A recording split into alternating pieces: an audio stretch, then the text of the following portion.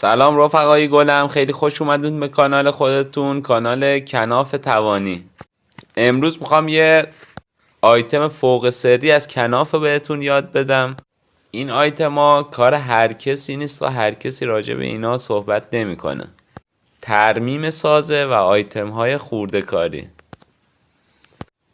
بعضی وقتا وقتی دیوار رو کامل کار میکنین، بعدش تأسیسات از وسطش رد میشه و یه سری سازه ها رو میبرن. اونایی که میخوان تأسیسات کار کنن خواه ناخواه باید یه سری از سازه ها رو ببرن. وقتی سازه ها بریده میشن عملا استحکام دیوار پایین میاد. حالا سوال اینه که اینو چجوری دوباره مقاوم کنیم. داخل این ویدیو قراره که به شما یاد بدم چجوری این دیوارا رو دوباره مقاوم کنین. به اصطلاح بهش میگن دو شاخه گرفتن.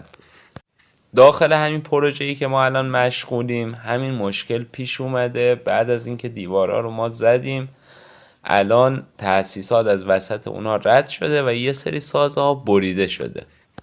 ترفند اینجاه که ما باید با یه سازه کمکی استحکام رو دوباره به دیوار برگردونیم.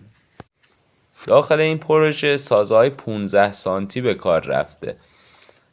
حالا چجوری میخواین دو شاخه بگیرین؟ دو شاخه باید اون طرف، هر طرف یعنی 2 تا شاخ داشته باشه، اسمش خودشه دو شاخه. اون قسمت 4 سانتیشو نگه میدارین، وسطش حالا یا 15 یا 9 هر استاد که خواستین بگیرین اونو میبرین، یعنی اون قسمت وسطش بریده میشه، اون قسمت 4 سانتیش نگه داشته میشه. به این میگن دو شاخه. حالا نکته مهم اینه که دو شاخه رو هیچ وقت از 4-5 سانت بیشتر نگیرین. اگه بگیرین دو شاخه خیلی بزرگ میشه و استحکام میاد پایین. شما دارین یه کاری میکنین که استحکام دیوار رو بالا ببرین ولی یه دو شاخه شلوول میشه. باید 4 سانت نهایتا 5 سانت بگیرین که محکم بشه. حالا یه جایی ممکنه که سازه بریده شده، هیچ راهی هم نداشته باشه که شما بخواین یه دو شاخه بگیرین. اون لوله های برق یا لوله های فاضلاب و اینا از اونجا رد شده باشن، شما مجبور میشین دوباره اون دو شاخه‌ای که میخواین بگیرین رو ببرین که هیچ فایده ای نداره. این سازه یه بار بریده شده، شما دوباره دو شاخه رو بخواین ببرین استحکام دیوار بالا نمیره.